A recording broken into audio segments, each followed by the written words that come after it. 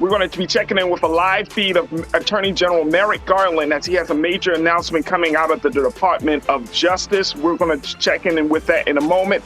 Plus, let's talk about Trump. Let's talk about the subpoena and so much more. So stay with us, folks. We got a lot to talk about here on The Culture, right here on the Black Star Network. Let's go.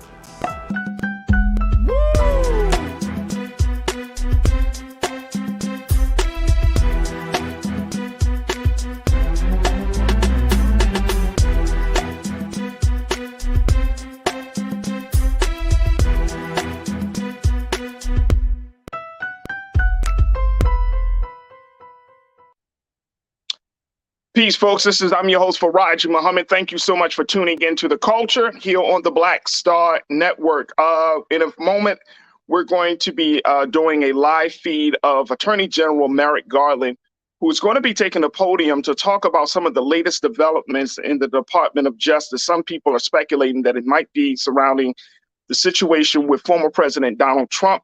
But in a few moments, we will be going to that live feed. Now, today on the show, we're going to talk about the former president's trials, as he's been dealing with a number of investigations, from everything relating to his business practices to withholding classified documents once he left the White House. Now, joining me today in a few moments will be my brother Michael Imhotep. Brother Michael Imhotep, you see him on Fridays on Roland Martin Unfiltered. He's been working in a lot of different capacities, but the big thing is that he is the host of the African History Show network. He's also been doing some work in teaching, and he is an historian. So he's going to give us some context, some insight about what we're seeing from everything from history to culture today. So let's jump right into that live feed.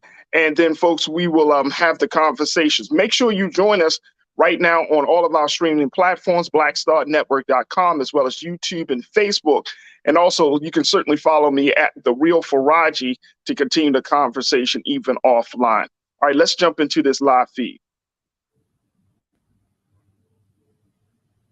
I have made clear that the Department of Justice will speak through its court filings and its work. Just now, the Justice Department has filed a motion in the Southern District of Florida to unseal a search warrant and property receipt relating to a court-approved search that the FBI conducted earlier this week. That search was of premises located in Florida belonging to the former president. The department did not make any public statements on the day of the search. The former president publicly confirmed the search that evening, as is his right. Copies of both the warrant and the FBI property receipt were provided on the day of the search to the former president's counsel, who was on site during the search. The search warrant was authorized by a federal court upon the required finding of probable cause. The property receipt is a document that federal law requires law enforcement agents to leave with the property owner. The department filed the motion to make public the warrant and receipt in light of the former president's public confirmation of the search, the surrounding circumstances, and the substantial public interest in this matter. Faithful adherence to the rule of law is the bedrock principle of the Justice Department and of our democracy. Upholding the rule of law means applying the law evenly, without fear or favor. Under my watch, that is precisely what the Justice Department is doing. All Americans are entitled to the even-handed application of the law, to due process of the law, and to the presumption of innocence. Much of our work is by necessity conducted out of the public eye. We do that to protect the constitutional rights of all Americans and to protect the integrity of our investigations.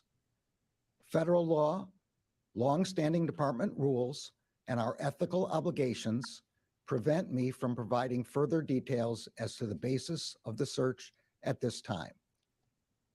There are, however, certain points I want you to know. First, I personally approved the decision to seek a search warrant in this matter. Second, the department does not take such a decision lightly. Where possible, it is standard practice to seek less intrusive means as an alternative to a search and to narrowly scope any search that is undertaken. Third, let me address recent unfounded attacks on the professionalism of the FBI and Justice Department agents and prosecutors. I will not stand by silently when their integrity is unfairly attacked. The men and women of the FBI and the Justice Department are dedicated, patriotic public servants. Every day, they protect the American people from violent crime, terrorism, and other threats to their safety while safeguarding our civil rights. They do so at great personal sacrifice and risk to themselves. I am honored to work alongside them. This is all I can say right now. More information will be made available in the appropriate way and at the appropriate time. Thank you. Attorney General, the former president said this is FBI agents? Thank you all for your questions, but as I said, this is all I can say at this time. Folks, that was Attorney General Merrick Garland giving us an update on what has transpired around the situation, a number of concerns and issues with former President Donald Trump relating to the retrieval of classified documents that the president took out of the White House once he was voted out of office. Now, the thing is, we've been talking about this FBI raid. And as you can hear the Attorney General mention, they have filed a motion to unseal the search warrant, right? And the property seized since President Trump has confirmed the search took place. And this was all authorized by the Attorney General Merrick Garland. Now, it also came out in the news earlier today that there was a subpoena that was issued to President Trump months ago from the Department of Justice. In that subpoena, they asked the president to return those classified documents. He returned some. However, he still withheld some other documents that was highly classified and that served as a real threat to the issue of national security. So that's why the Department of Justice has decided to move forward in getting the FBI to retrieve those documents. Here to talk to us about this situation and to give us some context as to what we're looking at, and more importantly, what should we expect as we move this whole situation forward, is my brother Michael Imhotep. Brother Michael has been doing the great work of using his platform as he is the host of the African History Show Network. And it's live on, the African History Network show that can be heard live on Sundays from 9 to 11 p.m. Eastern Standard Time on 9:10 a.m. WFDF. And he's also an educator as well as a contributor for Roland Martin Unfiltered, and just an all-around good brother. Brother Michael, thank you so much for joining me today here on The Culture, brother. Hey, thanks for having me, Brother Farajii. How you doing today? Oh man, I'm doing well considering the situation. So let's kind of break this thing down, man. Right. Because there are so many conversations, Brother Michael, about, is this the nail in the coffin of Trump? Is this the beginning of the end for the former president? Now, you and I, we've been on Brother Roland's show. We've talked about Trump many times. Sure. But this whole situation feels a lot different. You know what I mean? Absolutely. It absolutely is a lot different. It feels a lot different. They used to call him Teflon Don. I remember that name, that stuck with him for years, Brother Michael, calling him Teflon Don. Because there were so many allegations and accusations, and yet nothing would seem to stick. However, this feels different. Not only with that, like I mentioned, the subpoena that the president was given months ago to ask for those documents, he didn't fully adhere to that subpoena. And then he got this investigation happening in New York State with the state's attorney, Letitia James, our sister up there, around the attorney general there, around his business practices for the Trump organization. What is going on? Well, what's happening is this stuff is really catching up with Trump, and he's getting hit from all different directions at the same time. And this is what I said was going to happen. I said, you know, first of all, I wasn't sure if he was going to run for re-election, say like a year ago. I wasn't really sure if he was going to run for re-election, number one. And one of the reasons why I said that is because he's going to be hit with so many investigations. You have the January 6th committee, and we see what's coming out of there. And then also you have the Department of Justice doing their investigation as well, which goes even beyond the January 6th committee.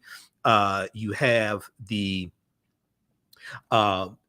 subpoena and these classified documents. Now, we found out back during earlier this year, back around February or so, about 15 boxes of classified documents that Donald Trump had in Mar-a-Lago. And they were recovered, but we didn't know that there were still documents that were classified that were not recovered. So we found out that, well, number one, there's an article from NBC News, NBCnews.com from August 9th, which would have been Tuesday, August 9th, 2022. Trump's legal team was in talks with DOJ this spring over records stored at Mar-a-Lago, attorney says. And this goes back to talks between Trump's legal team and the Department of Justice as recently as early June 2022 over these documents. And then we see the reporting from the New York Times today: subpoena preceded search warrant in push to retrieve material from Trump.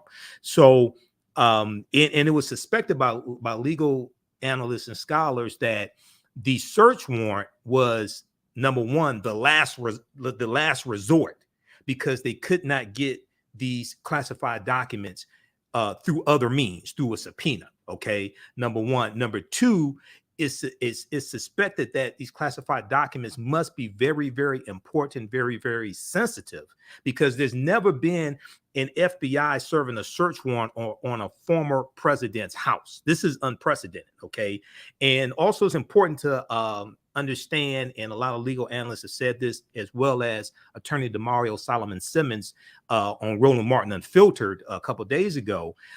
He said this was not a raid that was conducted on Mar-a-Lago. This was the FBI serving a search warrant. Okay, a raid is when they come in 6 o'clock in the morning, kick down your door, ransack your house, things like this. Okay, this was not a raid. That's the language Donald Trump used to draw sympathy, because he's fundraising on this. Okay, but right. Yeah, but there's a lot more that's going to be coming, because this, as far as we know right now, this search warrant is not connected to the January 6, 2021 insurrection. As far as we know right now, there's still going to be more coming from the DOJ dealing with the January 6 investigation as well. So it's a whole lot coming. We're going to have some very busy news cycles coming. Hey, look, hey, brother Michael, here's the crazy thing about this situation. Like, it's all coming now. Mm-hmm. You know what I'm saying? It's like, hitting it's at the all same time. It's same time, bro. And when you look at how the former president moves, right? Like, he can handle one at a time. You know, I mean, let me tell you, he must be spending, money over money in lawyers to handle all of the investigation. And then these aren't just like petty beefs. This is like keep the federal government.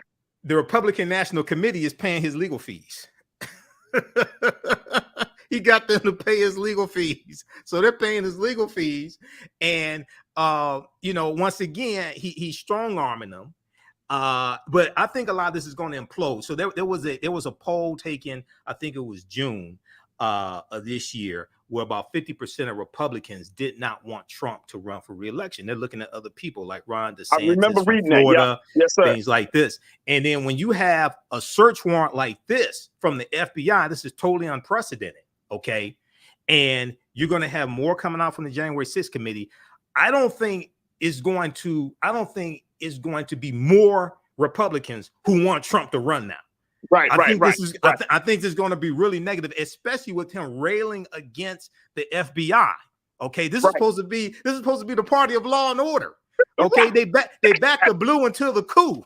They back the blue until the coup. So you can't be the party of law and order. Then you're coming out against the FBI. But then this morning on Morning Joe, if you can get this clip, if Roland can get this clip, man, play this on your show.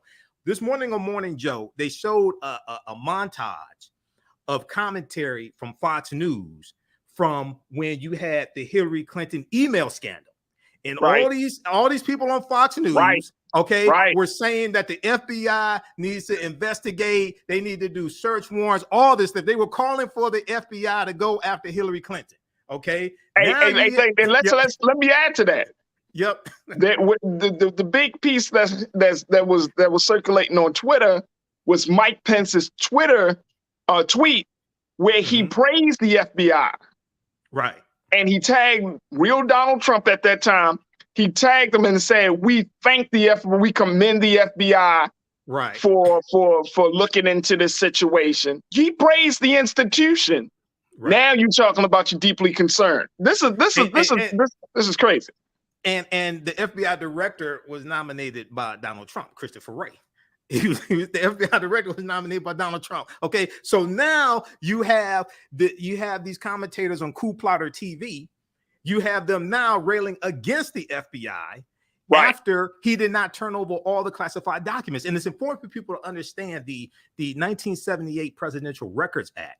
Okay, all those documents, even if Trump declassified them before he left the office, they don't belong to him. They belong to the public. He cannot keep those documents. He has to turn them over so they can be properly preserved. So even if he declassified all the documents, which would be problematic, because there's supposed to be a process as you go through to determine. You're supposed to get like some advice on whether you should declassify this or not.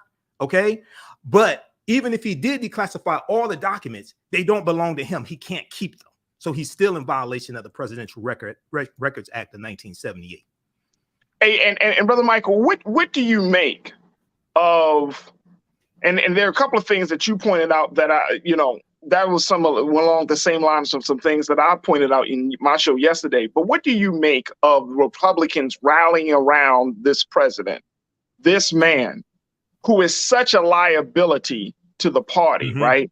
Who is so destructive and really is so antithetical to their interests, in the long term?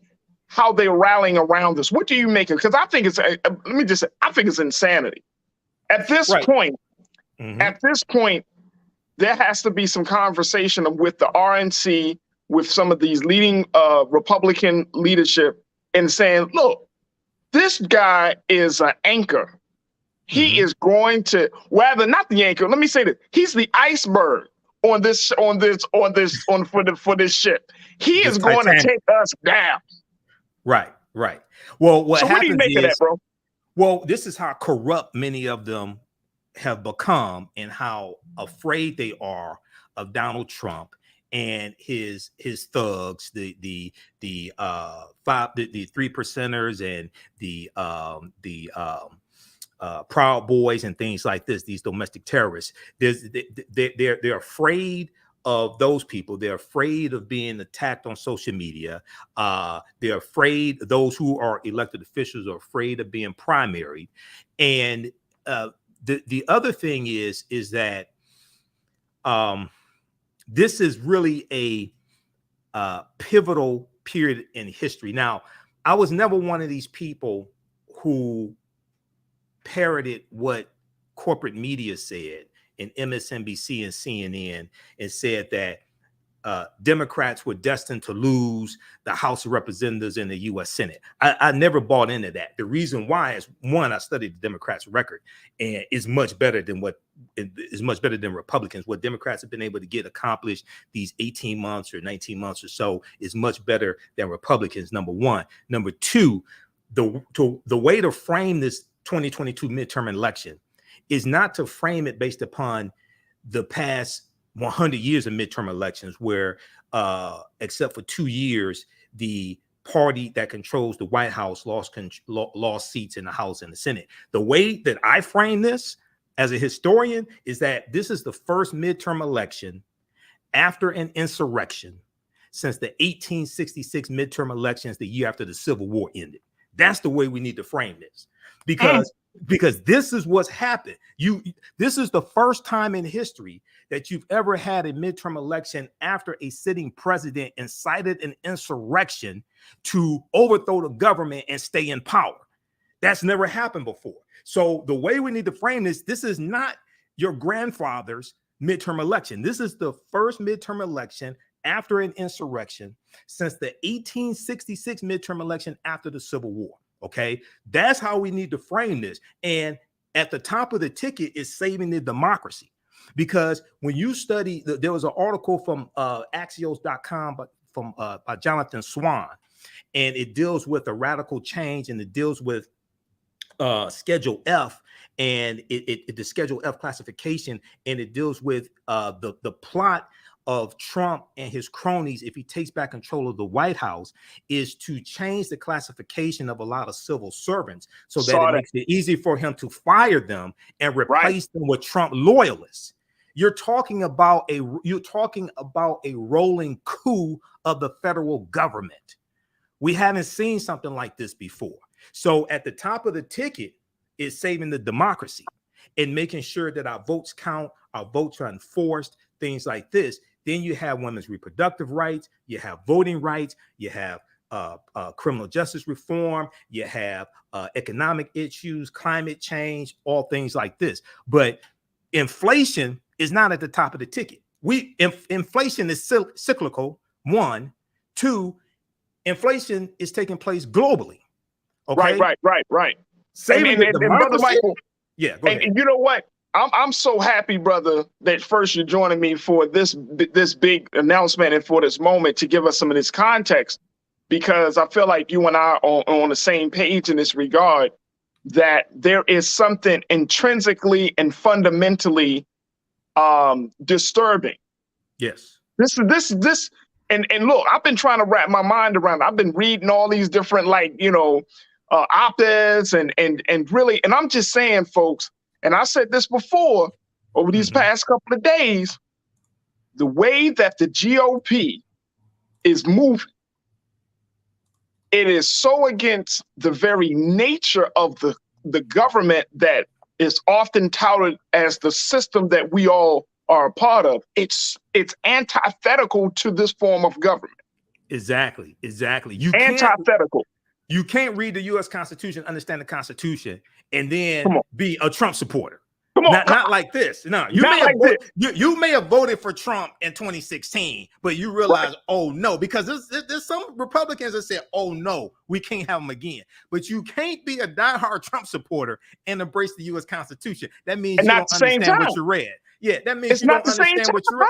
Absolutely not. You got a guy who incited insurrection to hang the vice president because the vice president would not go along with not certifying electoral college votes, and the vice president does not have the authority based upon the Constitution to do this, and Trump is just making stuff up in the Constitution. I don't think he knows the difference between the Constitution and constipation, to be honest with you.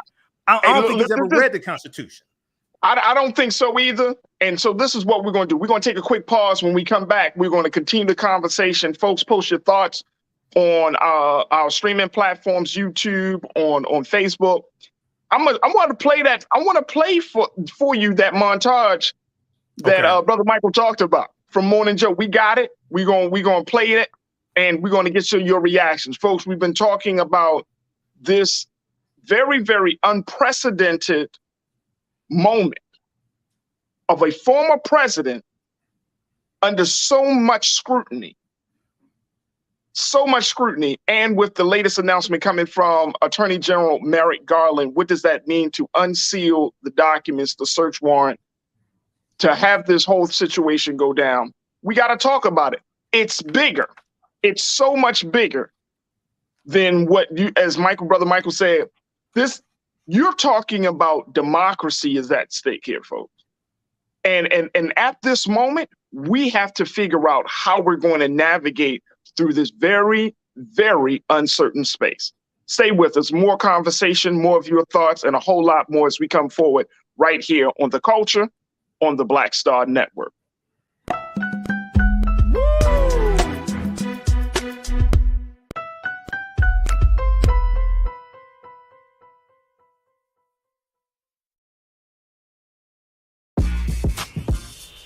When we invest in ourselves, our glow, our vision, our vibe, we all shine.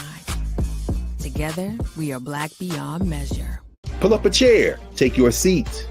The Black Tape with me, Dr. Greg Carr, here on the Black Star Network.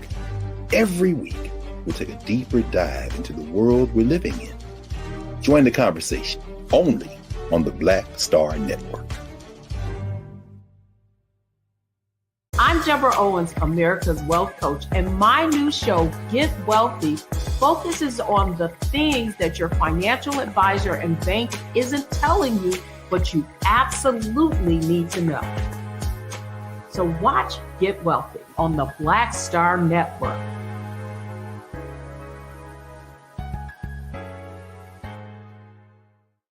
When we invest in ourselves, we all shine. Together, we are Black beyond measure.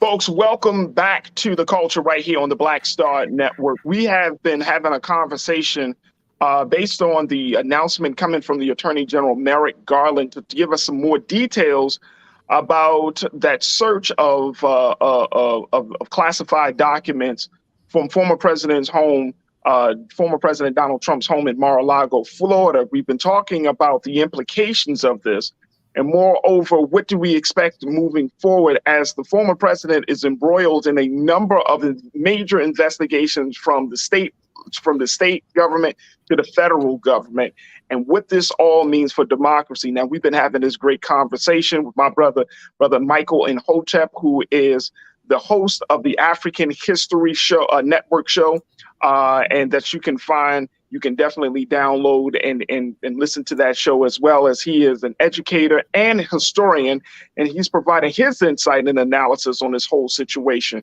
But we want to hear from you. I love having my thoughts, your thoughts coming in. So no conversation is complete without you. Make sure you post your comments in the streaming platforms of YouTube, Facebook, and a whole lot more. And of course, make sure you continue to download blackstarnetwork.com, because we want to continue to move this conversation forward as we're having big discussions like this right on Black-owned media. So make sure you check us out at blackstarnetwork.com.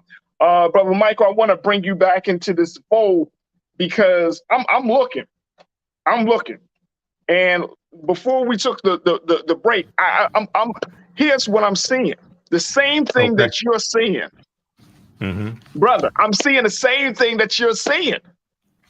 I'm seeing that this is bigger. Like you just said, look, inflation is not even at the top of the ticket.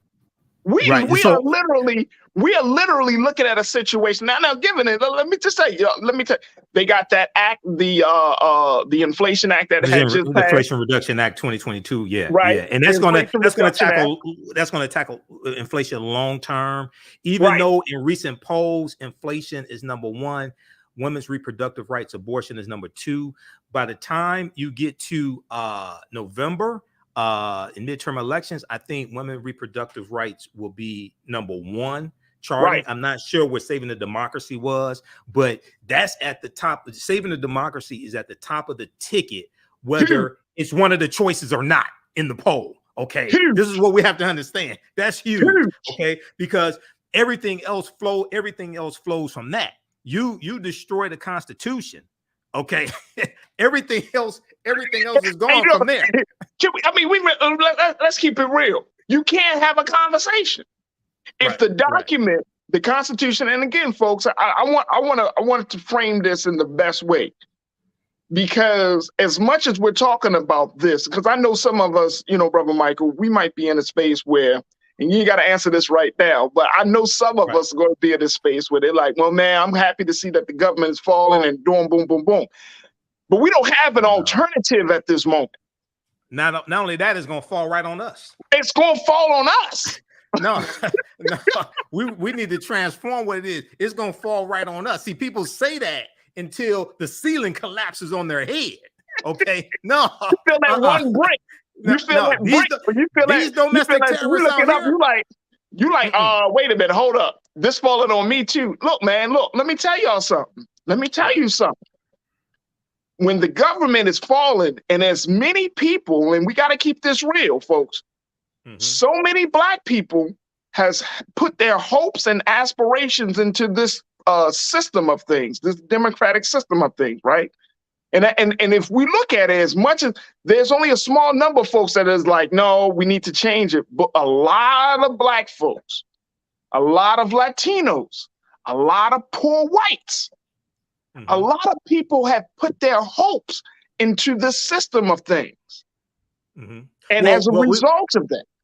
Right. So it's important to understand that it's important to understand that one, the federal government came to the aid of African Americans when we were being attacked by domestic terrorists during Reconstruction.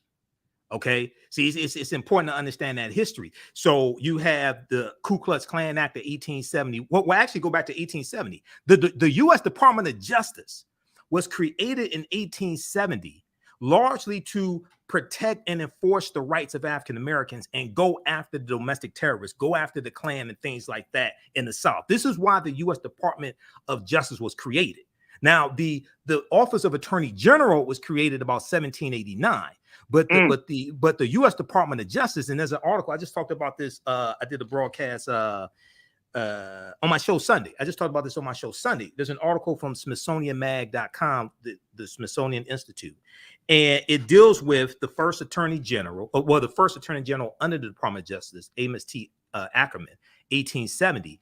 And then how he was going after the domestic terrorists. And then 1871, the U.S. Congress passes the third of what's known as the Enforcement Acts. This was known as the Ku Klux Klan Act of 1871. And it gave the president the authority to impose martial law in counties and things like this, where African Americans and elected officials, white Republicans who were allies of African American Republicans, were being attacked. So in 1871, President Ulysses S. Grant imposes martial law in 9 counties in South Carolina to crack down on the Ku Klux Klan. Okay, you look at intervention when you have different massacres take place in this country during Reconstruction. But then 1875, when you have the Clinton, Mississippi riot of 1875, Ulysses S. Grant employs his non-intervention policy because Republicans in the federal government got tired of intervening and helping African Americans in the South when it came to these domestic terrorists attacking us. Okay. And so you had a declining, one of the reasons why Reconstruction ends, yes, there was political violence that took place, Clinton, Mississippi massacre, Colfax massacre, things like this. But also there was a declining commitment from Republicans to keep intervening in disputes in the South on our behalf, okay, towards the end of Reconstruction. This is something else that takes place. But you look at Brown versus Board of Education, 1954, U.S. Supreme Court case, which overturns Plessy versus Ferguson, 1896. You look at the Montgomery Bus Boycott, which lasts 381 days. What ended segregation on the bus in Montgomery, Alabama was not the Montgomery Bus Boycott, even though it was needed. It was the lawsuit of Browder versus Gale, filed February 1st, 1956 by attorney Fred Gray, which goes all the way to the U.S. Supreme Court. And the U.S. Supreme Court rules that segregation on the buses in Montgomery, Alabama is unconstitutional. This is what ends the Montgomery Bus Boycott. So what Brown versus Board of Education showed us is that we could go to the federal government to try to get some type of justice because we couldn't get it at the local level. We couldn't get it at the state level. Okay, so even if you go back and look at the U.S. Bureau of Freedmen, Refugees, and Abandoned Lands, was known as the Freedmen's Bureau, right? They weren't just helping former slaves, they were helping poor, destitute white people after the Civil War ends as well. Because there was a lot of poor, destitute white people because the Civil War largely destroyed the South. Okay, so there's a history of us having to go to the federal government for some type of help. Okay, there's a history of that. So what we have to, yes, we have to deal with self-defense, and that's important. And that was a part of the civil rights movement that does not get talked about. Roland Martin interviewed Professor Charles E. Cobb Jr. when he had his show News One Now with Roland Martin, and Professor Charles E. Cobb Jr. was a field secretary for SNCC, Student Nonviolent Coordinating Committee, for 5 years in rural Mississippi. And he wrote a book called This Nonviolent Stuff That Gets You Killed, How Guns Made the Civil Rights Movement Possible. And it's all about the history of how it was African-Americans who were in the South, who were armed, who owned guns, who were protecting the civil rights workers from the domestic terrorists and the Klan and things like this, because we couldn't rely on the sheriffs and the police to protect us when we are engaged in nonviolent direct action. Okay, so we have to understand both of those. We have to understand exercising our Second Amendment rights, because the Second Amendment does apply to us as well, and protecting ourselves, but also understand we have to transform the federal government. And I encourage African Americans need to be applied to the Department of Justice. The Department of Justice was created to help protect our rights. We have to understand that history. Yeah, that's an excellent point. And I'm glad that you brought that historical context, because it goes in line with, I think, with where we are right now. Until we get something of our own, a separate government established, we are going to have to confront the truth, whether we're going to radically reform, radically change this situation, right? Whether it's from the inside out, outside in, or if we say we're going to move on from this whole thing, then we want to have to start building. Like at this point, folks, and let me just say this, and then we're going to get to some of your thoughts. At this point, the writing is on the wall. This country is going through a major transformational change. Right. Yeah, the writing is on the wall. Democracy is changing, and it speaks volumes about where we are. All right, let me just do this. King Keenan, let's post. I want to show people that montage you talked about, Brother Michael, from Morning Joe. Take a look at this as now again, folks, keep this in mind. The Republicans that have talked bad about the Department of Justice, talk bad about the FBI, talk bad about these institutions, but they were just praising them like yesterday. Check this out.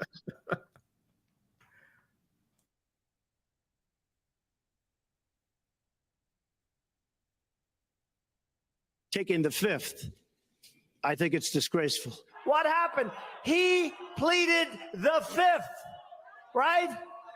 He pleaded the fifth. Fifth Amendment. Bob. Fifth Amendment, Fifth Amendment, Fifth Amendment. Horrible. Horrible. The mob takes the fifth. If you're innocent, why are you taking the Fifth Amendment? You sit there, Meek, and you listen to him, and he goes, Fifth Amendment. If you're innocent, why are you taking the Fifth Amendment? Right. Well, he's not innocent. That's the thing. He knows it, because he knows that what he says in a civil trial can also be used in a criminal trial. Right. Okay. So he took the fifth about 440 times. He took the Fifth Amendment about 440 times. And that's been this investigation with New York, just to give people some context. Yeah, that's been a separate investigation, folks. Right. The president's Trump organization is now being investigated for illegal business practices and financial misconduct. Right. Exactly. And inflating the value. He took the fifth. He took the fifth. And the crazy part about this, Brother Michael, he's sitting across the table from Letitia James, the Attorney General. Right. He says same answer. Literally, he uses the term same answer 440 times. And he calls her a racist. This is how you know Trump is scared. Trump is scared. Wait, hold up. But you're running for the office of the highest office in the land, where you would have to represent. And you would have to be the ambassador and the advocate of the institution that you hate. Well, and also he hasn't announced formally that he's going to run again also. But if he does, but here's the other thing. You're going to have a lot of Republicans who, if he does announce he's going to run again, you have a lot of Republicans that say, okay, show us your taxes. And he's going to say, I'm under audit. They're going to say, wait a second, you said you were under audit in 2015. They say, you've been under audit 7-8 years? They said, what type of criminal enterprise are you running? You still under audit? Okay. So, and even if you're under audit, there's nothing saying, the IRS has already said, if you're under audit, you can still release your taxes. Okay. So he tries that again. You're going to have a lot of Republicans who are going to come out and say, wait, hold on. You said that in 2015. And you didn't release it, and you didn't release your taxes. So you've been under audit 7-8 years. Okay, yeah. That's going to be another problem for him as well. That's a great point. And and he's going to say that. Oh, he's going to say that. I already know what Trump is going to say before he says it. But this time around, somebody's going to leak his taxes. Somebody. Let me tell you something. And look, let me tell you something. The one person that I haven't heard from yet that I was expecting to hear from is the governor of Florida, Ron DeSantis. And here's my theory. Here's my theory.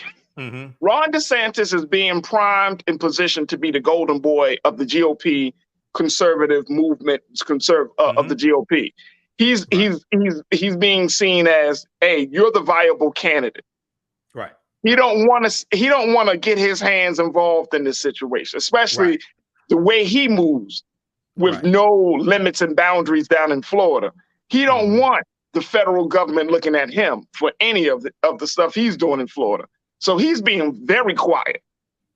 Well, not only that, he doesn't want I think if Trump is severely harmed by these investigations, that helps Ron DeSantis. Because here's the thing. If Trump is severely harmed by these investigations, he may still run for president, but it's possible he doesn't get the nomination because he's so crippled by these investigations. And guess what's going to happen, brother Michael? Here's what I think is going to happen, brother. He's going to slam the party that he represents. Right. Well, yeah. He'll slam the party. You got people like Mitch McConnell that want him to go away. Mitch McConnell is not a Trump fan. You have people like Liz Cheney, things like this. You still have Republicans. You got people like Mitt Romney. You still have Republicans who are not Trump acolytes, who don't want Trump to run again. Okay, so all that is going to come together at one time, I think. But what's important for African Americans to do, and you talked about having our own nation.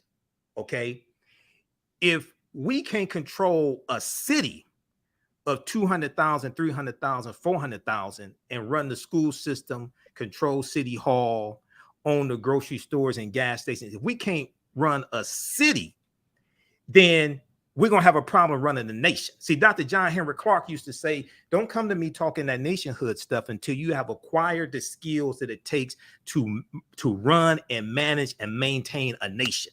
You have to understand how economies work. You have to understand infrastructure, manufacturing, oceanography, things like that. You have to acquire the skills that are needed to run and maintain a nation.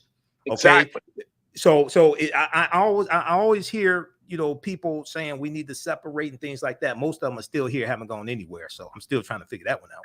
But we have to acquire the skills needed to run a nation. That's it. If we can't control the school system, right, you're not going to be able to control a nation. No, sir.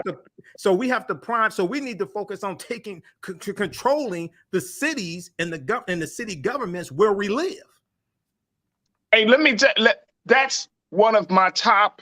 That is one of my top sentiments for the conversation about nationhood. I'm all for nationhood. I'm all for changing the government, but you got to put qualified people in there. You got to put people. You have to study political science. I'm literally just saying that, bro. Thinking of that. Absolutely, you really do have to have political science, like these young brilliant minds that are coming out from HBCUs and PWIs, who want to serve our people, who want to see a better form of governance, right, in America, who want to do the right thing, start to cultivate them. And this is years in the making. And you know this history, Brother Michael, 50 years, and I've been talking about this. But when we had that great political convention in 1972 in Gary, Indiana, that is the beginning. That was the beginning of a situation where, you know, we've produced some of the great political leaders like a Jesse Jackson or Al Sharpton or Mary Baraka. But when we're talking about, there is no formidable pipeline of political leadership, Black political leadership, that when you come out of college, we're going to bring you through this pipeline. We bring you through maybe a nonprofit, or we bring you through a civil rights organization, and then you bring your skills and you understand. We'll put you in in an economic space, or we'll put you in the school system, learn how to run these systems, right? And then prime you, as you said, prime you to run cities, to run states, prime getting you ready to understand it. There's no pipeline for that. And look, leadership is not developed in a vacuum. Right. It has to go through a pipeline. It has to be cultivated. And I think that is one of the key things that we have been missing from this whole process. I want to make sure we get to our watchers. And folks, thank y'all for checking in. So many of new watchers, and I am very, very happy and welcome you to the culture here and to the culture, our online culture crew. Let's go to Me First. Me First, you posted this. People don't realize these records were actually stolen and not legally taken. Right. Exactly. The president can't take those with him. The Presidential Records Act of 1978 was instituted after Richard Nixon resigned from office, and actually the feds executed the search warrant on Mar-a-Lago on the anniversary of Richard Nixon announcing he was leaving the White House as well. Okay, so that's a coincidence. But those records do not belong to the president. Even if he declassified them, they belong to the American people. And if they're not declassified, they're sensitive records. So he does not own them at all. So he can't take them with him. Absolutely. Not at all. Janae, you said, Michael, can he really run? Why are we floating this rumor? We should be saying he's going to jail. Let that be the slogan. Well, we hope he goes to jail, but it's not going to be in the next year or so. So that's going to take some time. Even if he was indicted today, the trial probably wouldn't be for another year. So and then you have to get a conviction. You have to have a jury of 12 that conviction. So hopefully he goes to prison, but we have to make sure that we vote. Okay, and vote all these coup plotters out of office and make sure Donald Trump does not get elected as president ever again. Absolutely, or any elected office as far as that goes. Absolutely. Me First, Janae, thank y'all so much for your comments. Mingley, Natasha Surge, always good to hear from you. You said these Trump supporters about to go nuts. They already going nuts. Going nuts. And he's trying to frame the conversation. They are already going nuts. Let me just share with you what the former president had to say. Because, you know, of course, they're trying to frame the conversation, Brother Michael, where he's trying to frame it where it looks like it's an attack on him versus the fact. And I want to make sure, okay, let me just share this with you. This is what President Trump, he just put this out a few moments ago to the Merrick Garland Attorney General's news conference. He said, quote, I continue to ask, what happened to the 33 million pages of documents taken to Chicago by President Obama? The fake news media refuses to talk about that. They want it canceled. What the hell are you talking about, sir? 33 million documents. Where would you put 33 million pages of documents taken to Chicago by President Obama? Come on, what the hell are you talking about, man? I don't know. What? Hey, Brother Michael, this thing getting to him so bad, he disconnected from reality. I mean, real talk. Yeah, I don't know what he's talking about, where he got that information from, but I do know that he increased the penalty to, I think, 5 years in prison for mishandling classified documents and things like this when he was in office after, after the Hillary Clinton email scandal. So he could get caught up by, a policy he put in place. He increased the penalty for mishandling classified documents, things like that. So, but what I really want people to understand, getting back to your point about a political infrastructure, this is something that I've been talking about, and I teach a concept called political self-defense as well. We have to have an internal infrastructure that educates African Americans politically, economically, historically, and on law that's independent of a Republican or Democratic party. Okay, I'm neither Democrat nor Republican, but I sure as hell ain't stupid. I do study policy in at least at the federal level. Democrats' policies are much better than Republicans, but we have to have an internal infrastructure that educates us on these topics. We cannot wait on a political party to come educate us on why the midterm elections are important or the issues in the midterm elections. We cannot wait on that. Okay, we have to understand what's at stake and take the fight to them as well, and educate our people, mobilize our people. And I'm all for it. We should have the Democratic Party should put money in the community and outreach and all that stuff. Too much is at stake to wait on them to do the right thing. Okay, no doubt. We have to educate our people. And one of the things I encourage people to do, and I talk about this on Roland's show, go to whitehouse.gov. Whitehouse.gov is a really, really good resource. It's the official website of the White House, number one. All the press releases, fact sheets, all that stuff is at whitehouse.gov. And they have a 19-page document there that shows how the policies of the Biden-Harris administration are benefiting the African-American community. And I'll find it here in just a second. So you can go ahead. Sure. Let's take some more comments really quickly. Let's go back to the comments very quickly. Brother O. Sampson. You say, can we just take this Trump down already? Jeez. Yeah. Well, that's going to take time. Hey, look. I don't know about y'all. I want to see. In the name of my man, in the words of my man Franklin Saint, brick by brick. I want to see it fall brick by brick. Oh yeah. Absolutely. Brick by brick. Well, it's happening in this. I want to see orange toupee hair by orange toupee hair. Right. Well, look, man, I want to see. But here's the thing, though. Here's the thing. As much as we can, and I'm not trying to make light of the situation because there's still so much at stake, and this is why it's not just about one man, folks. Exactly. Please, let's not get into a space and say if Trump is out, because this is the narrative that I think the Democrats are going to take on to, that if we get Trump out, we can go back to business as usual. The system needed to be uprooted and disturbed and shaken. The system needed to do this, to go through this process, right? We need to have we use the term reckoning right now to talk about the race issues in this country. But if you define the term reckoning, it talks about a universal change, the reckoning, the system, the way that the government is structured in this country. It needs to go through a purification process. We need a thorough reconstruction. It needs to go through a reckoning where we can see the loopholes, the fallacies, the cracks in the foundation, because there are so many different people in this country. There's so many interests in this country. So for me, I want us to go through this, right? We got to go through this in the best way that we can. That's going to protect our interests and our rights. But I'm not mad that we're going through this, because enough is enough.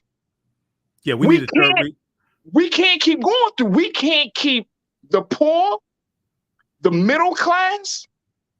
We can't keep holding up the weight of the corrupt decisions made by the rich. Not all, but most. I mean, by the rich. Right. We can't keep carrying corporations on our backs. Right. We just can't keep doing this. And then Go ahead, brother. Sorry. Yeah, holding Trump accountable, number one, and not just Trump, but also his cronies, holding them accountable is one of the reasons why it's so important for Democrats to maintain control of the House of Representatives and the Senate.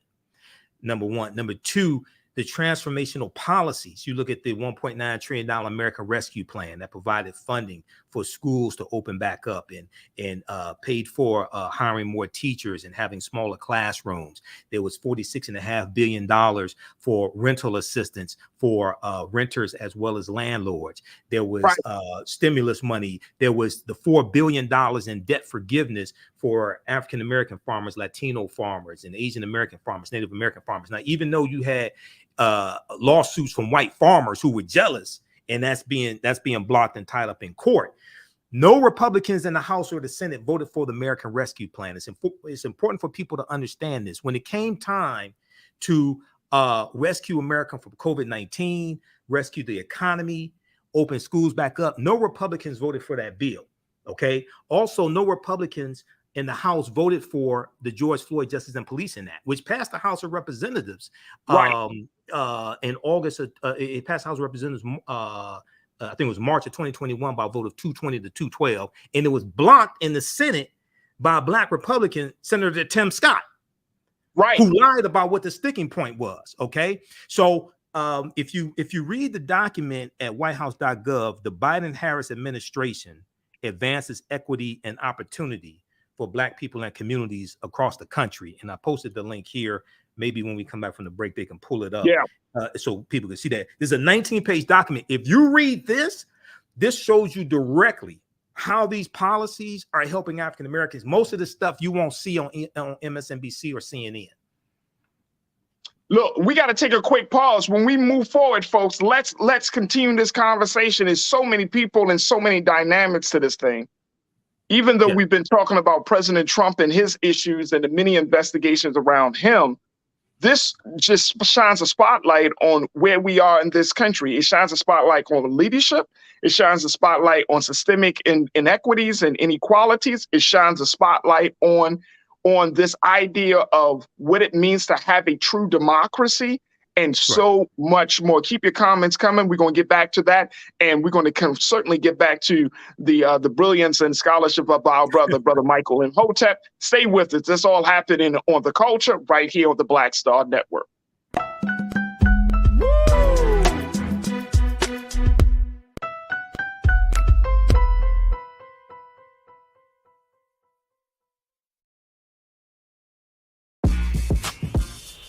When we invest in ourselves, our glow, our vision, our vibe, we all shine. Together, we are Black beyond measure. Pull up a chair, take your seat. The Black Tape with me, Dr. Greg Carr, here on the Black Star Network. Every week, we'll take a deeper dive into the world we're living in. Join the conversation only on the Black Star Network. I'm Deborah Owens, America's Wealth Coach, and my new show, Get Wealthy, focuses on the things that your financial advisor and bank isn't telling you, but you absolutely need to know. So watch Get Wealthy on the Black Star Network.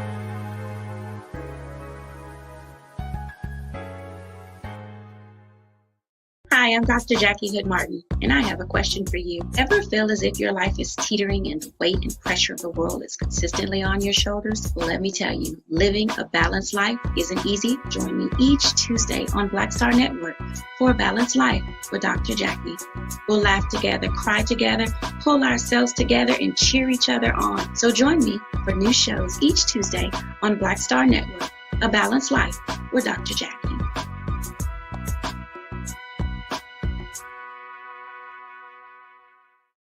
When we invest in ourselves, we all shine. Together, we are Black beyond measure.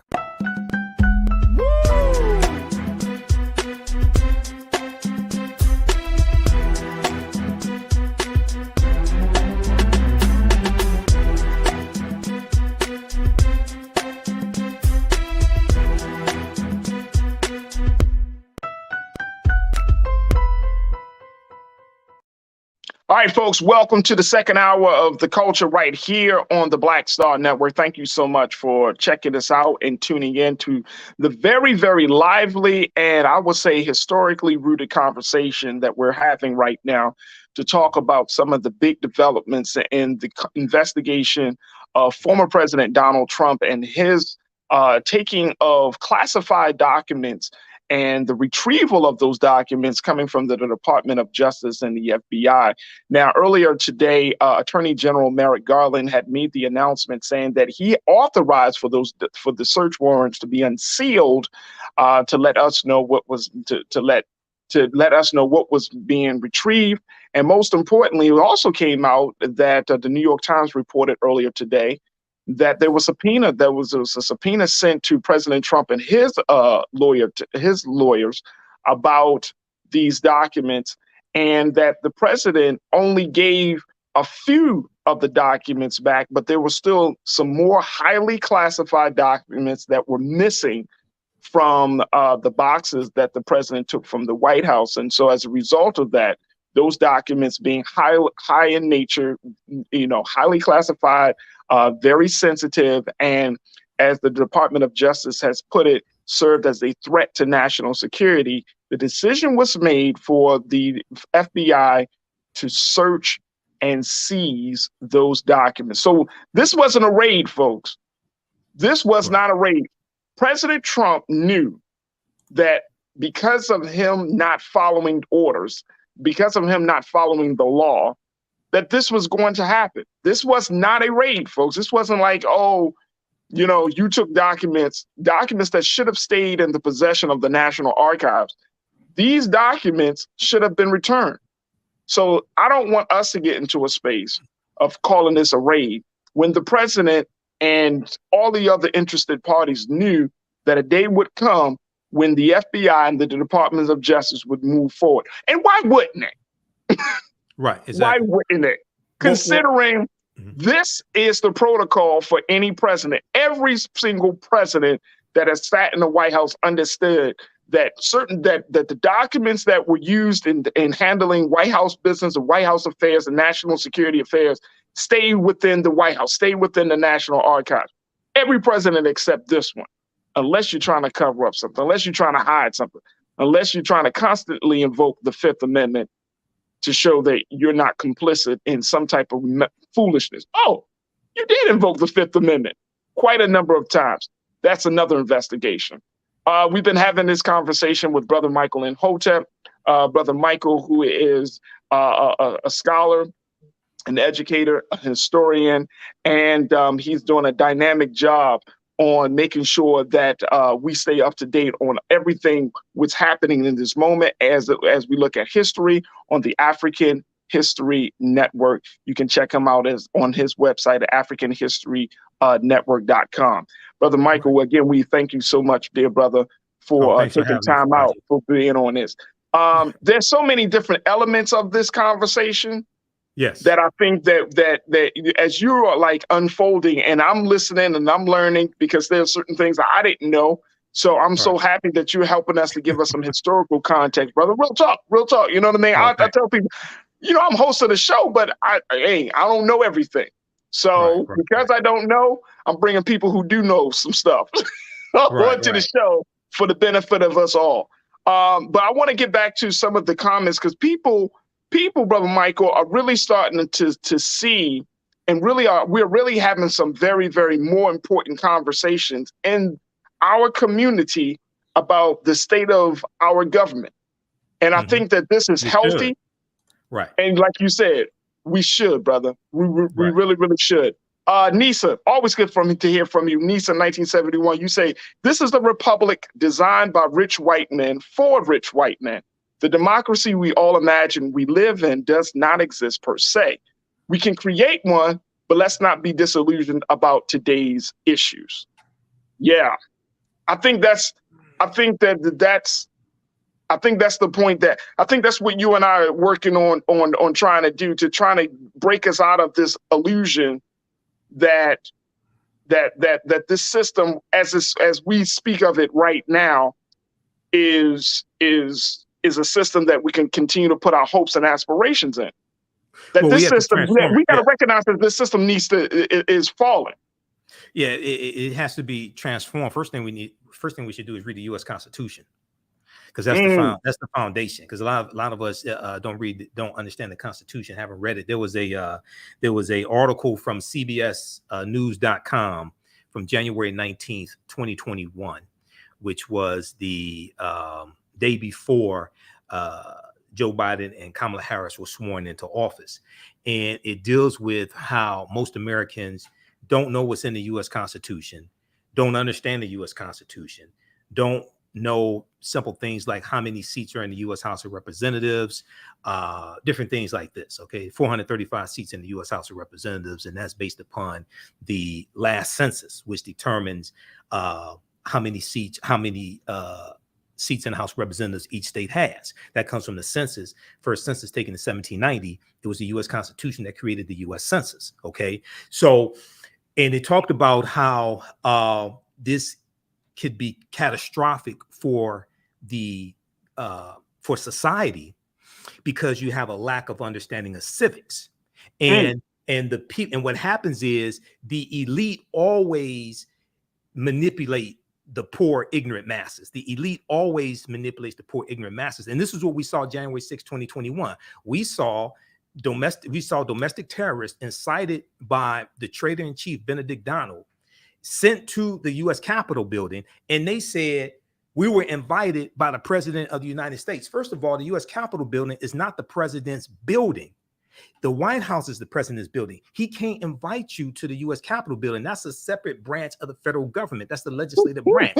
That's schoolhouse rock. I'm a bill on Capitol Hill. That's just basic misunderstanding of the U.S. Constitution and the powers of the executive branch of government and the legislative branch of government. And now a lot of these dumbasses are catching cases. There have been about 850 of those domestic terrorists who've been arrested and charged, and they're being prosecuted now. If they understood the U.S. Constitution, they would understand the vice president does not have the authority to throw out electoral college votes that have been certified by the electoral college. If so, Vice President Joe Biden would have done so when he presided over the certifying of the electoral college votes, the 306 electoral college votes that Donald Trump won. He would have thrown those out.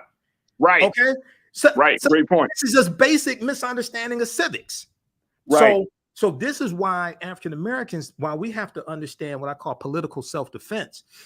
In politics, is the legal distribution of scarce wealth, power, and resources, and the writing of laws, statutes, ordinances, amendments, and treaties, their adoption, interpretation, and enforcement.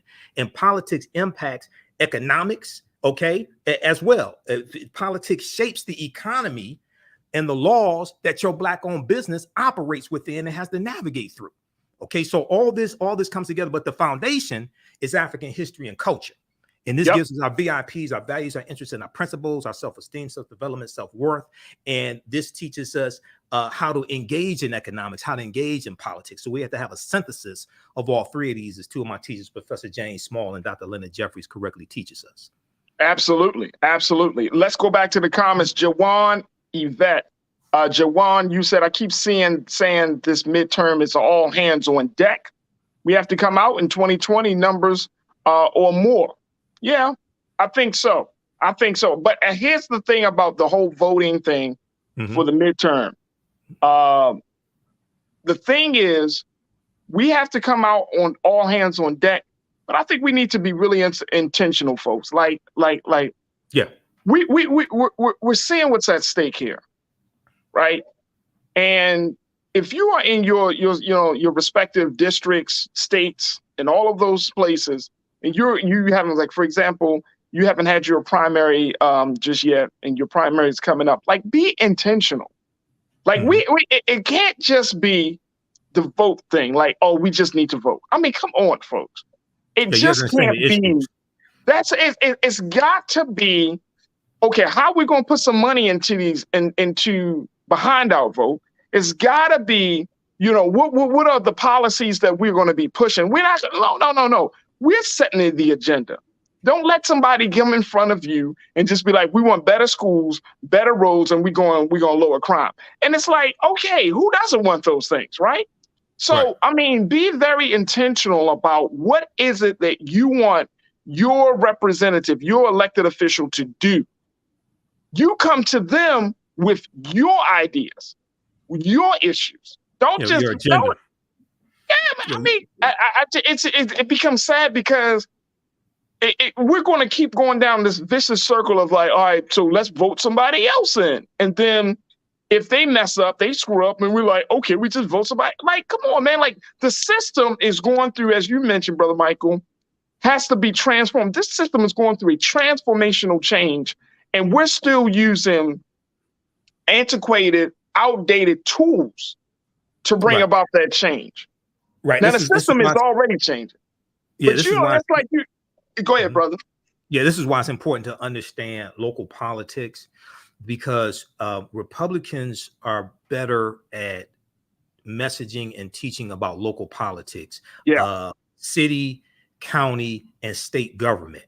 And this is why when you look at, for instance, how they've manipulated critical race theory, and they've refashioned what critical race theory is, and they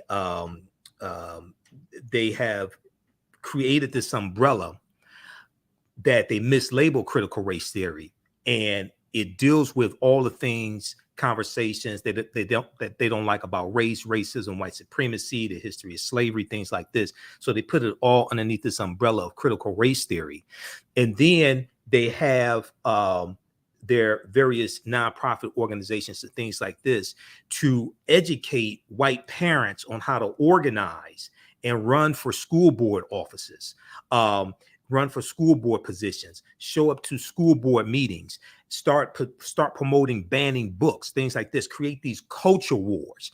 And that it evolved partly out of the fight dealing with COVID-19 requirements and restrictions in the schools. And then it evolved to banning books. It evolved to attacking critical race theory, fueled by Fox News. Okay, there was a 16. Everybody should read this. There was a 16-page. I got to pull up my critical race theory file folder. Actually, there's a 16-page pull up the file, expose. Doc. There's a 16-page expose from NBCNews.com that deals with the whole history of how critical race theory became an issue in schools and with school boards, okay? And it's funded by dark money groups. It's fueled by Fox News. And this is going to be we see this being a big issue in the midterm elections, but they're focused on all these culture wars, transgender bathrooms, transgender athletes, banning books, critical race theory, things like this. Now, when it comes to fighting inflation, Republicans have nothing for you. When it comes to protecting women's reproductive rights, Republicans have nothing for you. When it comes to police reform, criminal justice reform, basically they have nothing for you. Okay, but they want to fight these culture wars. All right, we got to be smarter than that and really understand how these policies impact us. So that's why that fact sheet, I think Keenan said they have the fact sheet. I could just show that to you quickly. That's from White House. Yeah, hey, Keenan, let's pull up the fact sheet so we can take a look at this very quickly. Here it is, folks. Yeah, okay. So fact sheet: the Biden-Harris administration advances equity and opportunity for Black people and communities across the country. Now, this one was last updated February 28th, 2022. It doesn't include the Emmett Till anti-lynching bill, which took 122 years to get a federal anti-lynching bill passed. It doesn't include that. It doesn't include the Judge Ketanji Brown Jackson. It doesn't include the plan for the 300 strategies they released to deal with 90 federal agencies to deal with racial inequity across federal governments. It doesn't include that, but it's 19 pages. It breaks down the American Rescue Plan. It deals with the $5.8 billion that HBCUs gotten funding in 2021, which is a record amount of funding. It deals with the infrastructure bill, the $1.2 trillion infrastructure bill. That's on page 2. How it says reversing decades of disinvestment through the bipartisan infrastructure law. It'll replace lead pipes, like in places like Flint, Michigan. when you had the Flint water crisis, there was a study that came out that showed how there were 3,000 communities across the country that had higher lead levels in their water than Flint, Michigan. Okay, this right here will replace those lead pipes. Something else, in addition to increasing access to good paying jobs, because the infrastructure bill is going to create a lot of jobs. Something that doesn't get talked about a lot is starting to repair the damage that the interstate highways did when they ran through African-American communities. This is part of this infrastructure bill, reconnect Black neighborhoods divided by legacy highway infrastructure and other resources to finally give Black communities a fair shot at the American dream. When you look at Buffalo, New York, and the top supermarket in that shooting that took place a few months ago, yes, sir. That is in an area, an African-American area that was devastated, that the expressways ran through and separated the community. Okay, so there was because of the U.S. Interstate Highway Acts in 1952 and 1956, it drove 41,000 miles of interstate highways across the country. They ran through about 1,600 African-American communities, wiped out a lot of our businesses, wiped out homes that we own, things like this. And we're still feeling the effect of that. The infrastructure bill helps to start that repairing and that process. So read this here. It goes through category by category. It talks about helping African-American farmers. It talks about saving African-American owned land, things like this. And this is just basically the first year, because they came into office January 20th, 2022. So this basically just deals with the first year. There's still a lot of other things they've accomplished that's not in this document. Absolutely. Absolutely. And see, this is why it's important for us to even, like back to your point, Brother Michael, you mentioned looking at the Constitution, being more informed about how government works, right? And getting connected with resources. I know we still have some people in our watch, in our audience, whether it's for the culture, whether it's for Roland Martin Unfiltered, just in terms of Black Star Network. We try to say, oh, no, y'all talking all this the white man system type stuff. And why should I stay connected to the white man system? Because it's in the system that we live in. Don't use the white man's money then. don't use the white man's money then. And this is no shade on those that are fighting to establish other systems and other ways on how to deal with things. But we got to look at the reality for what it currently is, not what we hope for it to be. The fact is, we are a part of this system. We are part of a democratic system, a capitalist system. We are part of a meritocracy. We are part of all of these different systems. So why not be more informed and more educated about how to navigate through this system, and so that what we can find as this is the great conundrum facing Black people in this country. You can still operate in an established system while starting a new system. There have been tons of history shows that while one system is going under great trial, like the American political system is currently, this is the opportunity. It's like in business. I'll never forget reading stories of businesses. Whenever there's a major calamity in business or in the country, corporations look at that calamity and not see it as a setback, but they see it as an opportunity. I've read stories, Brother Michael, just for using this as an example. When Hurricane Katrina hit our people down in New Orleans, you know what they did? They say, okay, the water is going to recede. But once that water dries up in that land and people are moved out, we're going to start to invest in that area because that area is going to be ours. They see opportunity in the midst of tragedy. I know it's not, and that's part of being a capitalist, right? You see dollars in the midst of people's pain. But my point is that we have to look at this tragedy, look at all of that is happening in this country, and say, okay, where is the opportunity for the marginalized, for Black and brown?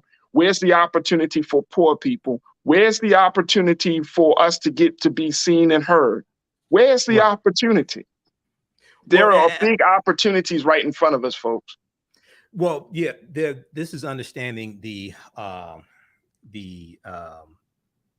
factors in the environment that impact your economics, impact your business, things like this. These environmental factors are always changing, and you have threats and you have opportunities, things of this nature. So we have to take advantage of that. When it comes to economic empowerment, and my degree is in business administration with a major in marketing from Wayne State University. I taught entrepreneurship for 7 years. When it comes to economic empowerment, we have a deep, rich history of the co-ops, the cooperative economics, whether it's the Colored Merchants Association, created about 1928, which consisted of about 400 African-American owned grocery stores across the country, whether it's the Colored Farmers Union, created about 1886 in Texas, grew to 1.2 million members. If you read Dr. Jessica Gordon Nimhard's book, Collective Courage by Dr. Jessica Gordon Nimhard, it deals with a history of African-American cooperative economics. And these were principles we brought with us from Africa. The co-ops, where you have the members who are also owners of the cooperative, and how the people work together, pull their resources together with the various types of businesses. You had mutual aid societies like the Free African Society of 1787, Richard Allen and Absalom Jones. And this was a mutual aid society that helped poor people. It helped raise money for health care. It helped raise money to bury people. We had cooperatives during slavery that we used to raise money to buy people out of slavery. Okay, so we have a deep, rich history of cooperative economics. So we have to understand that history and utilize a lot of that today. There's a resurgence of cooperatives like Black Food Security Network here in Detroit, and they have a grocery store that they're building. As well. It's going to be a cooperative grocery store. There's a resurgence of that. But what happened throughout history is that we bought into white capitalism, and then we thought that cooperatives were something that white hippies did or something that white millennials did. But we created the concept of cooperatives. We don't understand this. One of the most popular type of cooperatives is a credit union, which is different than a bank, because the people that have accounts with the credit unions are members, they're part owners of the credit union as well. So we have to tap into that history. That's where our strength is with the cooperatives when it comes to economics. Folks, I want to take a couple of more, just get a couple of more of your thoughts as people have checked in. So much that needs to be that can be taken from this moment right now, folks, and that's why we're having such a big conversation about it, because it speaks to where we are in this country. And let's share this. I don't know, King Keenan, Lise, if we can post a tweet from Ron DeSantis, the governor of Florida. I just said it. I was like, yo, the governor of Florida, mad quiet, son. Well, he posted a tweet.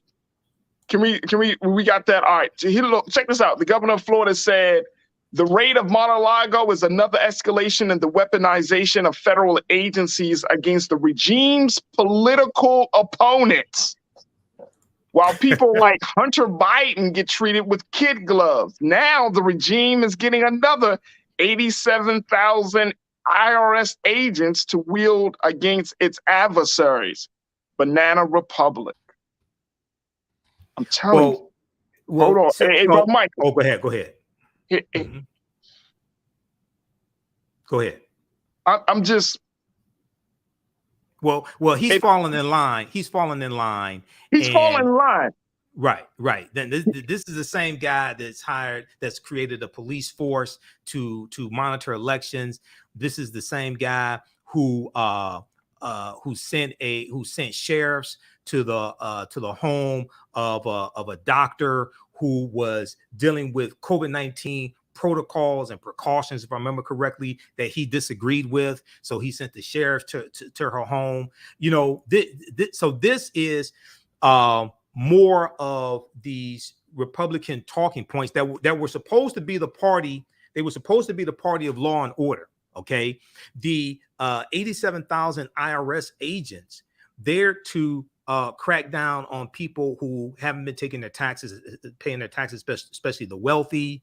Go after some of these people who were stealing money from the PPP money, things like this. And the IRS has been understaffed. Okay, it'll help process refunds faster, things like this. So when you hear the party of law and order not want more IRS agents, when you hear them talking, he calls this a raid. Number one, it wasn't a raid. It wasn't a raid. Number two, they're getting back classified documents that Donald Trump did not give up. Michael, this is the part, folks. Mm-hmm. This is the part that I just don't get, and this is why it's destructive. Listen to the language of the governor. Right. Regime. Right. Weaponization. Right. Let's put this back up here. I want us to do this, man, because this is going to get ugly, folks. Listen to the language. The weaponization of federal agencies against the regime's political opponents. It's designed to be inflammatory and incite a lot of the coup plotters, incite a lot of these domestic terrorists. And you know what's just going to incite, Brother Michael? Mm-hmm. A civil war. Civil war. It could lead to that, but I don't think it's going to turn out the way they think it's going to turn out. No, that's what I'm saying. I'm just saying it's not going to turn out to right. You got a different. See, this ain't the Trump administration. This isn't the Trump administration. Okay, this is not the Trump administration. I'm just saying the GOP. The GOP right now is off the rails, right? And if they don't get themselves together, this shit is going to go bad very quickly. Right. Well, that's what I'm saying. That's all I'm saying. Well, you use this language, bro. You know, as you know it, and I know we study communications. We understand the power of words. You start to use certain language like regimes, weaponization, and you're going to look. I know. I was watching this documentary, and they were talking about domestic terrorists. How many different groups of domestic terrorists are currently in this country? Thousands upon thousands, right? Since President Trump went into office, we saw that that number had exploded. Domestic terrorism, I'm talking about those white men, those militias and those groups, right? Proud Boys, Oath Keepers, and all of these guys, people often kind of put them in the context of, oh, these guys hate race. No. These guys hate government. These guys... They hate. Well, see, they hate government until they need government. Until there's a tornado. That's what I'm saying. They hate government. A lot of them hate race also, but they hate government until they need the government. That's what I'm saying. That this is an like the whole militia.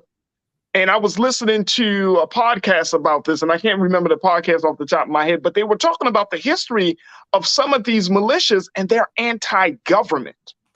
Well, that's the part I don't understand. Like, why are you speaking to a sentiment that is not in support of where you are?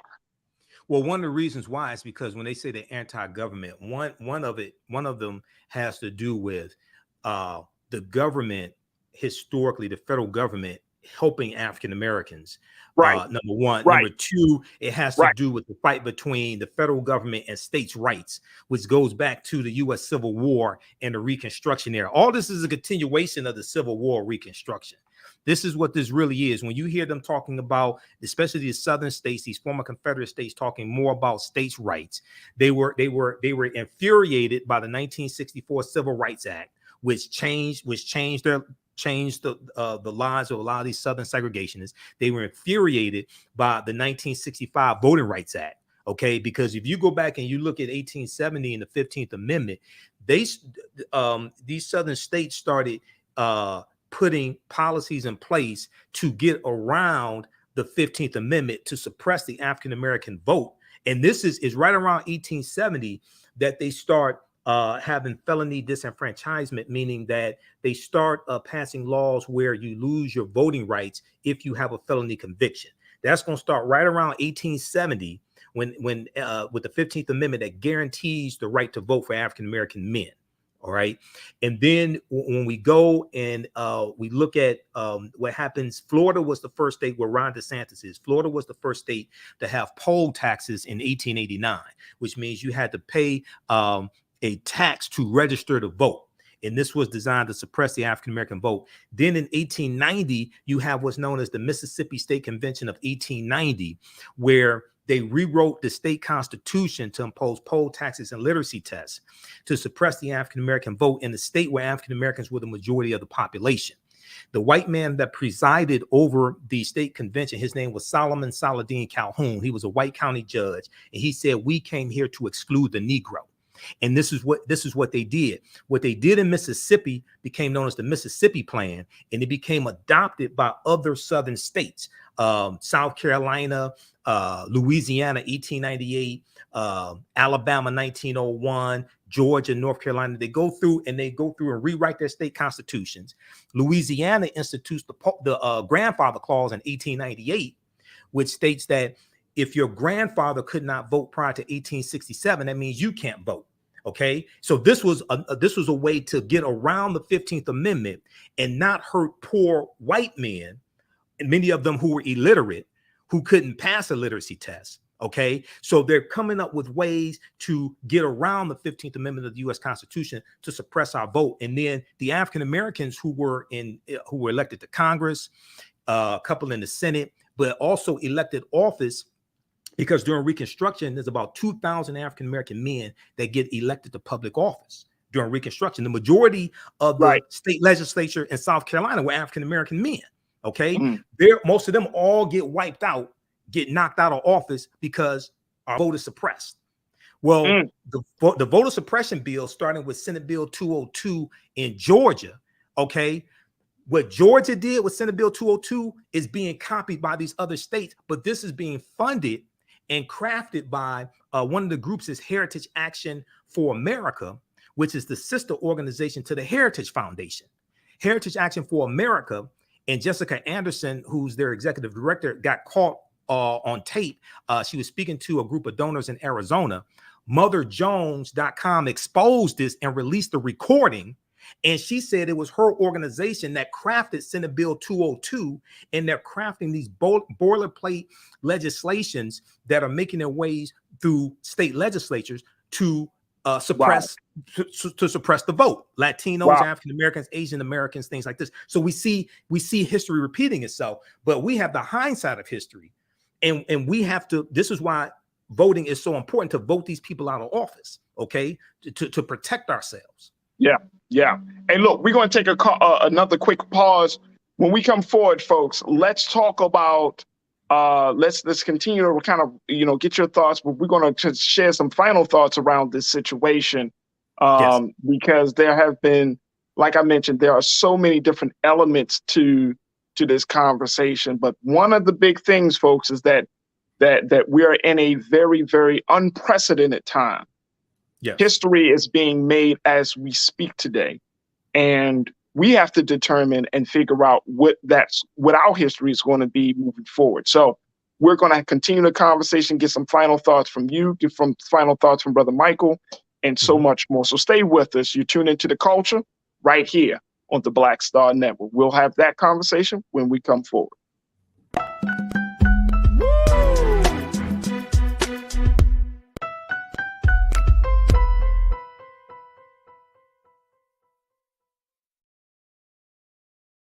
When we invest in ourselves, we all shine. Together, we are Black beyond measure. I'm Deborah Owens, America's Wealth Coach, and my new show, Get Wealthy, focuses on the things that your financial advisor and bank isn't telling you, but you absolutely need to know. So watch Get Wealthy on the Black Star Network.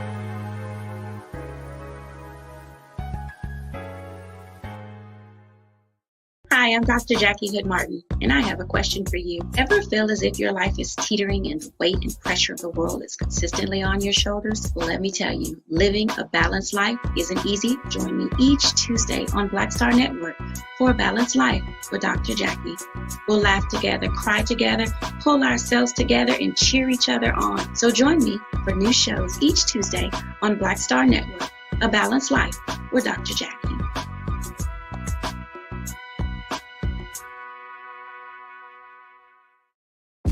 When we invest in ourselves, we're investing in what's next for all of us. Growing, creating, making moves that move us all forward. Together, we are Black beyond measure.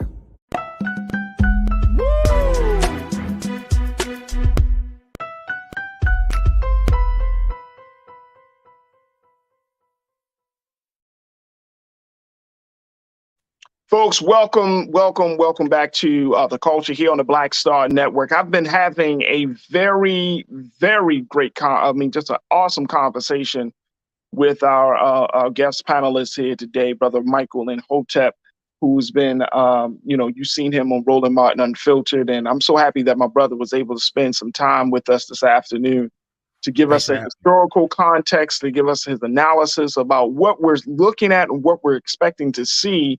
As you know, the latest news coming out of the Department of Justice and the Attorney General Merrick Garland that was made earlier today, stating that, they're taking unprecedented steps to retrieve some classified documents, highly classified documents that are in the possession of former President Donald Trump in his residence in Florida. And so we're having this discussion to start to poke holes in this idea that this was first a raid. This wasn't a raid. Having the discussions at the implication of this move by the Department of Justice and the FBI. And now I wanted to, as we have a few moments left, and the discussion has been so lively, Brother Michael, and let's bring him back in. The discussion has been so lively, brother, that we just kind of threw away everything else on the page for our show. But it's all good, because you know why? Because, I know, and like, when you have major moments like this, and so many people have been checking in on the chat, on the YouTube, Facebook side. When you have major moments like this, it causes us to pause, to have a reflection moment, a moment of clarity, to look at these things and to say, okay, not just what's happening, but, I've been talking about this idea of long-termism, which is that consideration of future people that are coming up behind us. Well, I'm thinking about my son. I'm thinking about my daughter. I'm thinking about, me too. Know what I'm saying? Like we're in a position where we could really turn the tide on how this country operates, right? And I feel like this is a very, very important place in history. And as much as you have laid out so eloquently, where this country has gone historically, the gains that the country have made, the setbacks that we have experienced, one thing is for sure, that history and gains and progress cannot be made unless people make the decision to say enough is enough. We're going to make history. This is what I thought about, when the Forward Party announced, and this is the third party option that was announced by Andrew Yang, and Whitmer, both Republicans and Democrats. I read a piece by Jamel Bowie. And Jamel made it of the New York Times, and he just slammed this idea, like, boom, it's not going to work. The system isn't designed for this. Boom, and it hasn't worked. He looked at history, and I said to myself, but isn't history full of accounts of people who weren't confined by what was done yesterday? Isn't history a testimony of the impossible? Well, a lot of it. So what you look at is you see laws and policies create circumstances and conditions.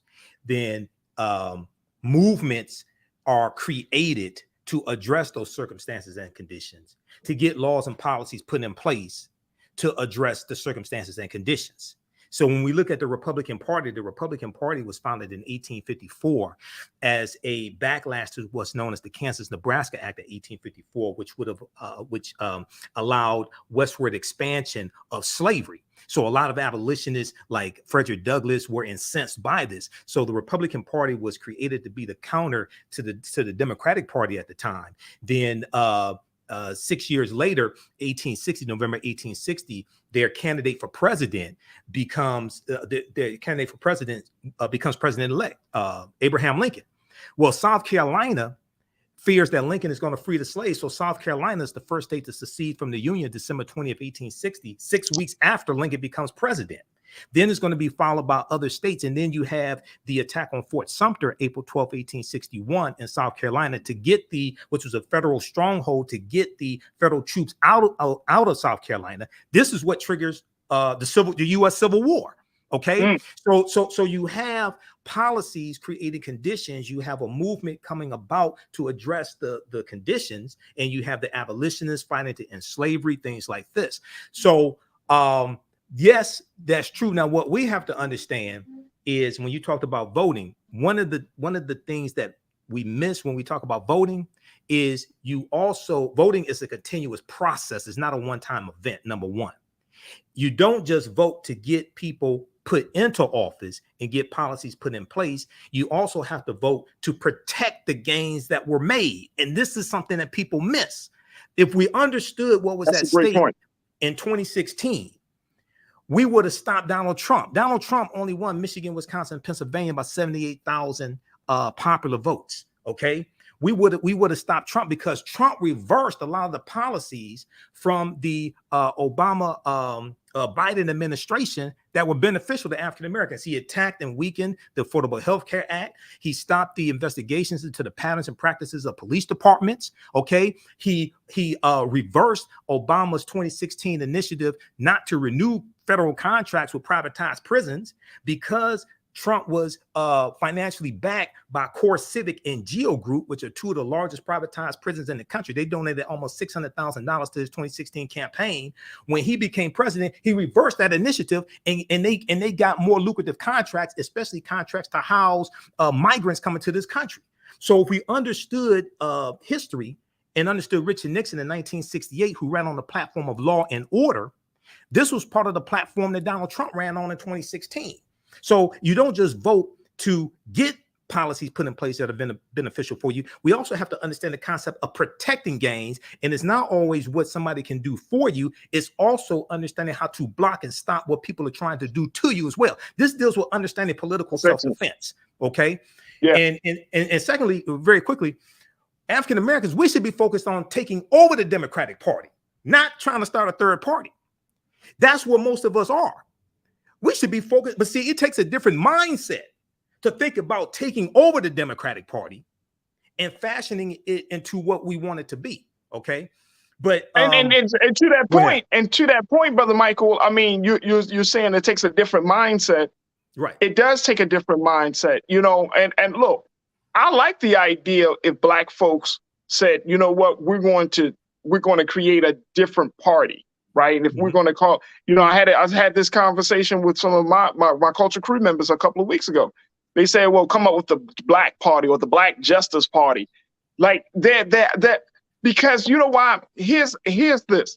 As much as you share with like the history, right, this is a pivotal and fertile ground. I'm speaking of the time that we're currently living in. This is fertile ground for radical change to take place. Fertile ground, because dissatisfaction is high, because people are yearning for something different, because there are so many interests, right, where the American political system can't speak to all of these interests and to the diversity and to the growth of the country.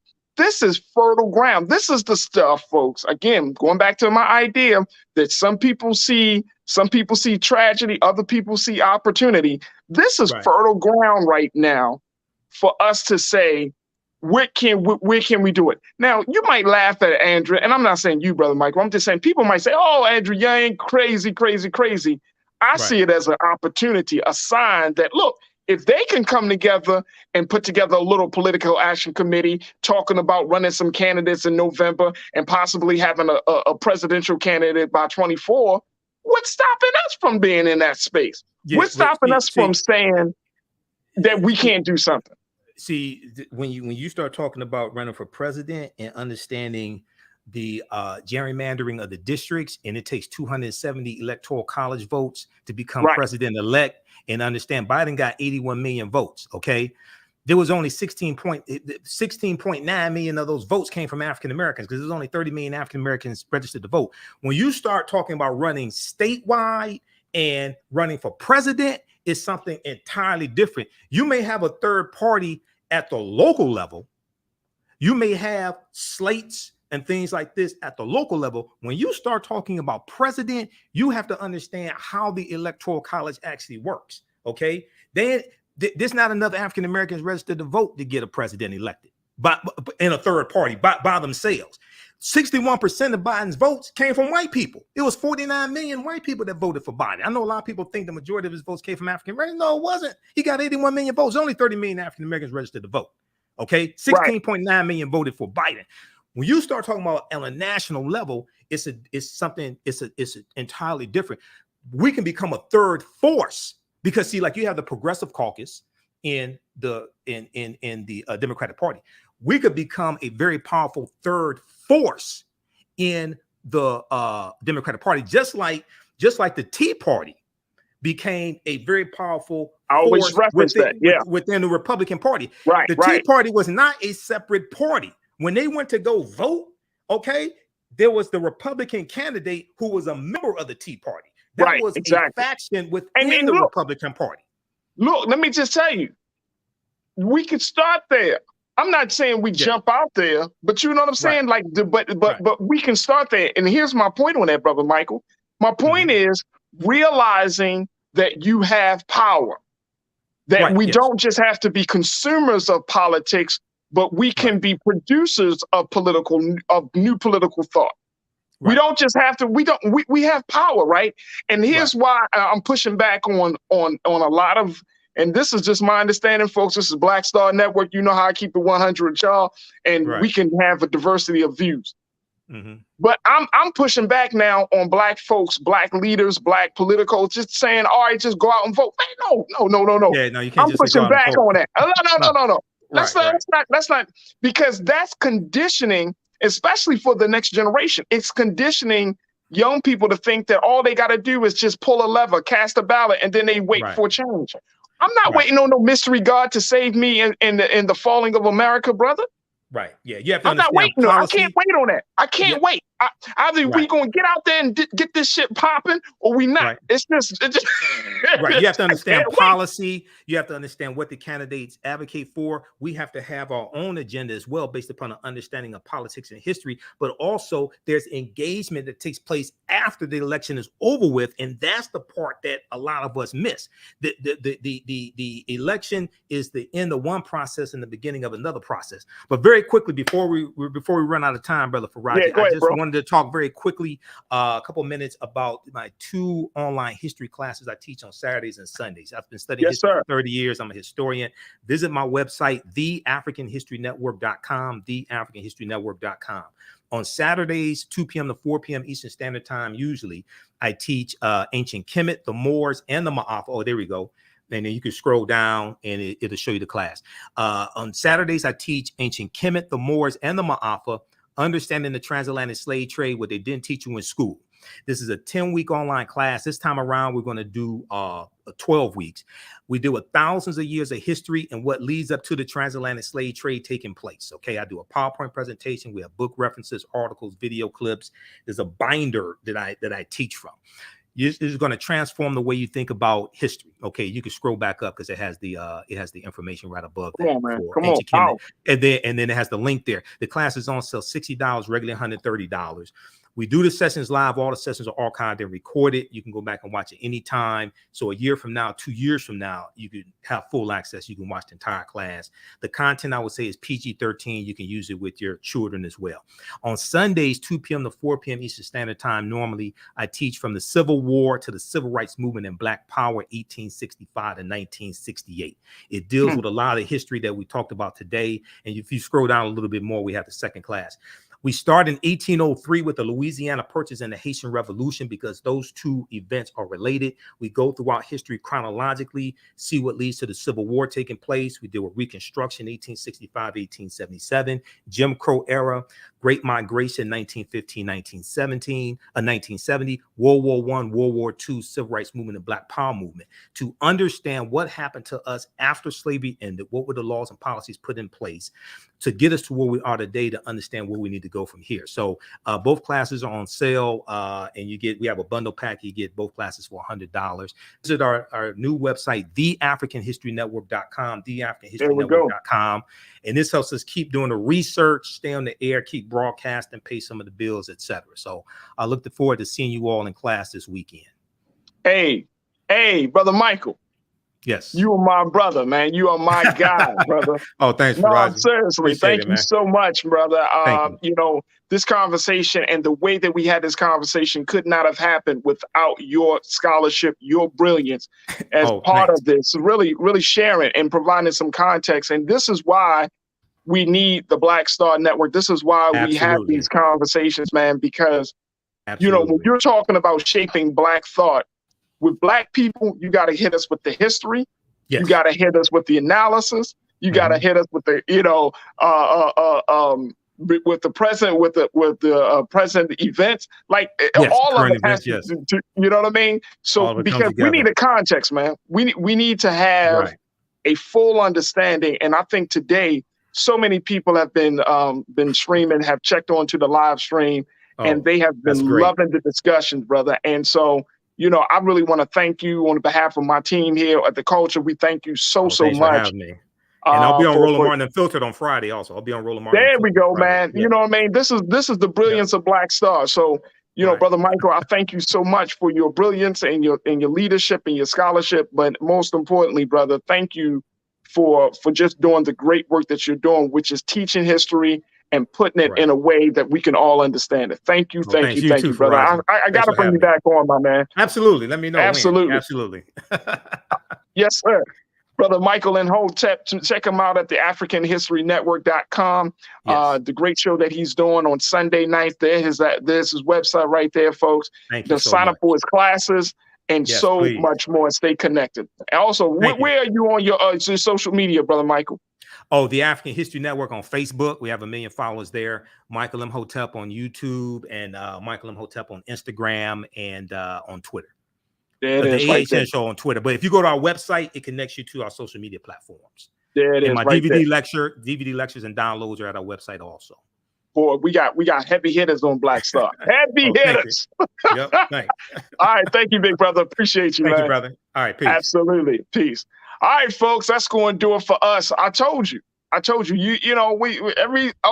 different elements of the show had to be like thrown to the side just simply because this is a big conversation. And trust and believe, Brother Roland is I know he's going to go deeper. He's going to go deeper. So make sure y'all stay tuned for Roland Martin Unfiltered, 6 o'clock tonight. And of course, it's Thursday night. So, Reese and Dr. Carr, they're going to have a lot to say. Big shout out to the Thursday team on RMU. But make sure you show your continued support for what we're doing here at Black Star Network. You can go to our website today and download the app for free. But most importantly, this is the move that we're in right now. The vibe that we're on is financial support, so we can continue to bring unfiltered, unadulterated conversation about issues and the stories that are pertinent to us. BlackStarNetwork.com. We need your full support, folks. We need your financial support. We need you to share the content. We need you to sign up for our email list. All of it. Become a full-blown supporter of Black Star Network. Check us out at BlackStarNetwork.com. Those are all the ways that you can financially support us. And we thank you. we thank you on behalf of the culture and the Black Star Network team. We thank you so much for your continued support of the great work that we're striving to do with Black media. All right, folks, that's going to do it for me. But I want to thank my dynamic team. I want to thank King Keenan. I want to thank Lisa. I want to thank my producer, Joel and Shannon and Ariel. And I thank all of you for your continued your analysis, your thoughts, and your praise for the show. Thank you, thank you, thank you. As always, never be afraid to challenge what's wrong. Stand for what's right while being yourself in the process. God willing, we'll talk tomorrow for another exciting edition of The Culture right here, only on the Black Star Network. Peace.